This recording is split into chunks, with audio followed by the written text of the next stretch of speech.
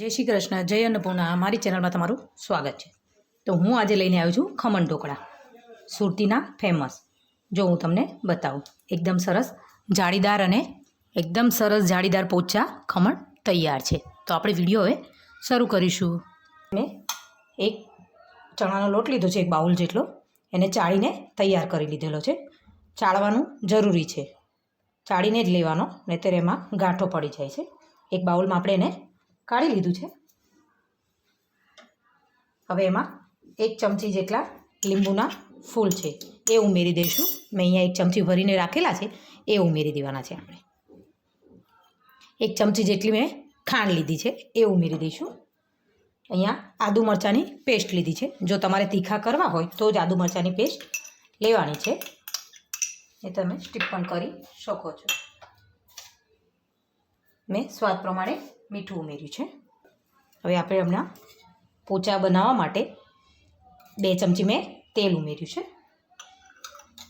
હવે આપણે ચમચી વડે બધું એને મિક્સ કરી લેવાનું છે. 1 વાટકી ચણાના લોટમાં આપણે 1 ચમચી લીંબુના ફૂલ અને 1 ચમચી ખાંડ ઉમેરી છે. હવે આ મિક્સ થઈ ગયું છે, તેમાં થોડું થોડું પાણી ઉમેરતા જઈને આપણે બેટર તૈયાર કરશું. પહેલાં થોડું થોડું પાણી ઉમેરવાનું છે અને બેટર તૈયાર કરવાનું છે, ને તે ગાંઠો થઈ જશે. એકદમ ધીરે ધીરે ધીરે ધીરે. જો આવી રીતે આપણે તૈયાર કરશું ને, તેમાં ગાંઠો જલ્દી નહીં પડે. મેં 1 ગ્લાસ જેટલું પાણી લીધું છે, જે આપણું બેટરમાં જરૂર પડે એટલું. અને આપણે લોટને ચાળીને લઈશું તો જલ્દી એમાં ગાંઠ પડતી નથી. જો મેં લોટ ચાળીને લીધો છે ને, થોડું થોડું પાણી નાખતા જઈએ ને, એટલે એમાં ગાંઠ પડતી નથી. બેટરને હજી આપણે પાણીની જરૂર છે.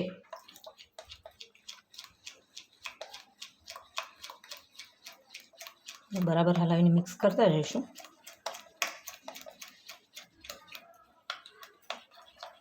આવી રીતે બનાવો, ખમણ એકદમ સરસ ટેસ્ટી બને છે અને ફટાફટ તૈયાર પણ થઈ જાય છે.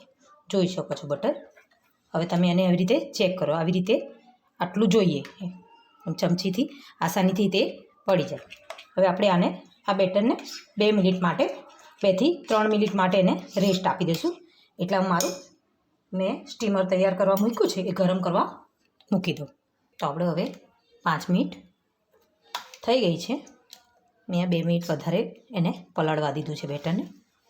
હવે એમાં આપણે આવી રીતે કોઈ પણ ખાવાનો સોડા આવે, એ ઈનો છે, એ ઈનો પણ ઉમેરી શકો છો. પણ ઈનો કરતાં જો તમે આ ખાવાનો સોડા ઉમેરશો, ખમણ ઢોકળામાં આવે, કોઈ પણ સ્ટોર પર અવેલેબલ હોય છે, એ હું અહીંયા 1 ટીસ્પૂન જેટલું લઈશ. હવે એક જ મોડમાં એને બરાબર આપણે બેટરને હલાવવાનું છે, કે પોતાનો કલર બદલી દેશે ને ફૂલી પણ જશે.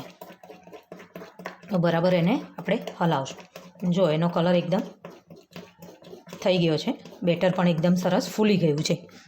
કે આ ઈનો નાખ્યા પછી તરત જ આપણે એને ઢોકળાને મૂકી દેવાના હોય છે, રાખવાના નથી હોતા. જો બરાબર હલાવ્યું એટલે બેટર એકદમ બાઉલ ભરાઈ ગયું આખું. જોઈ શકો છો બેટર ફૂલીને એકદમ આખું બાઉલ ભરાઈ ગયું છે.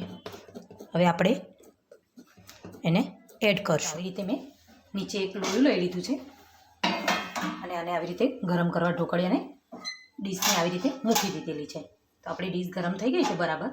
હવે આપણે જે બેટર તૈયાર કર્યું હતું, એ બેટર એમાં આપણે ઉમેરી દેવાનું. ડીશમાં તેલ લગાવવાનું તમે ભૂલતા નહીં. મેં લગાવીને તૈયાર મૂકી દીધું છે. તો હવે બેટર આપણે એમાં ઢાંકીને મૂકી દેવાનું છે. આવી રીતે ઢાંકીને ધીમા તાપે એને થવા દઈશું. એને 5 થી 7 મિનિટ સુધી થવા દેવાનું છે. ચાલો હવે આપણે ખમણને ચેક કરીશું. તો આવી રીતે મેં ઢાંક્યું, તો એને લઈ લઈએ.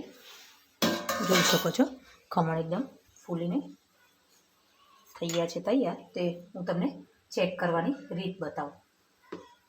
હજી આપણે એને થવા દેવાનું છે 2 મિનિટ માટે, કે જે આપણા ચક્કુમાં જે મેં ચેક કરવાનું લીધું છે, એમાં થોડોક લોટ છોટે છે. 2 મિનિટ માટે થવા દઈશું. હજી એને ઢાંકી દઈએ. 2 મિનિટ થઈ જાય પછી આપણે જોઈ લઈશું. જોઈ લઈએ આપણે ખમણને. પાછું હું એકવાર એને ચેક કરી લઈશ. જોઈ શકો છો એકદમ ખમણ થઈ ગયા છે તૈયાર. આપણે એને બહાર નીચે જોઈ શકો છો એકદમ ફૂલીને સરસ પોચા એકદમ. આમાં આંગળી અડાડું છું તો પણ એ સરસ. તો હવે આપણે એને નીચે 2 મિનિટ માટે ઠંડા થવા દઈશું.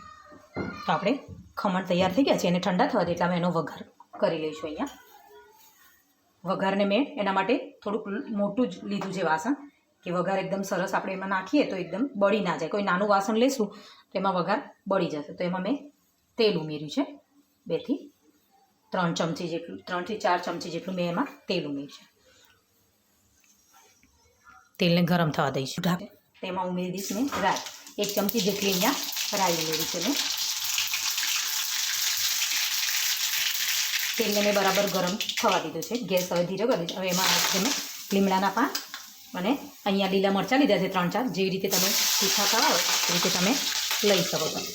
મરચાં ઉડે નહીં એટલે આપણે એને ઢાંકી દઈશું. મરચાં થઈ ગયા છે તો એમાં મેં અહીંયા ગેસની ફ્લેમ બંધ કરીને આપણે જે મેં ખાંડનું પાણી કરીને મૂક્યું છે એને ઉમેરી અને આપણે ઢાંકી દેવાનું.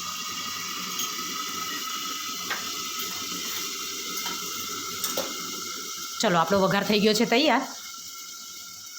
આપણો વઘાર થઈ ગયો છે હવે તૈયાર. અને 2 મિનિટ ઢાંકી રાખશું અને હવે ખમણ તરફ આપણે એમાં નાખી દઈશું. તો આવી રીતે આપણે ખમણને કટિંગ કરી દઈએ કે આપણો વઘાર એકદમ અંદર ઉતરી જાય. હવે જે મેં વઘાર કર્યો છે એને આવી રીતે આપણે ખમણ પર રેડી દઈશું. અને આ ખમણ તમને ગળામાં જરાક પણ ડચરો નહીં બજાય, કેમ કે મેં એમાં તેલ નાખ્યું છે. જ્યારે આપણે મિશ્રણ તૈયાર કરતા હોઈએ છીએ ત્યારે એમાં આપણે બરાબર તેલ ઉમેરીએ છીએ એટલે એ આપણને ગળામાં અટકતા જ નથી. અને જો તમારે ખાંડવાળું પાણી ના નાખવું હોય તો પણ તમે સાદા પણ ખમણ તૈયાર કરી શકો છો. હવે આ મિશ્રણને આપણે અંદર ઉતરી જાય ત્યાં સુધી રહેવા દઈશું. જો તમે તો હવે ખમણ આપણા એકદમ થોડા ઠંડા થઈ ગયા છે, આનો વઘાર અંદર ઉતરી ગયો છે. તો જોઈ શકો છો તમે બધી બાજુથી એકદમ આ છૂટા પડી ગયા છે. આપણે એને કાઢી લઈશું. એકદમ પોચા અને જાળીદાર બન્યા છે ને તૈયાર. જોઈ શકો છો એમાં જાળી કેવી સરસ આપણા જાળીદાર ખમણ તૈયાર છે તૈયાર. તો જો તમને મારો વિડીયો પસંદ આવ્યો હોય તો લાઈક કરો, શેર કરો અને કમેન્ટ કરવાનું ભૂલતા નહીં. જય અન્નપૂર્ણા.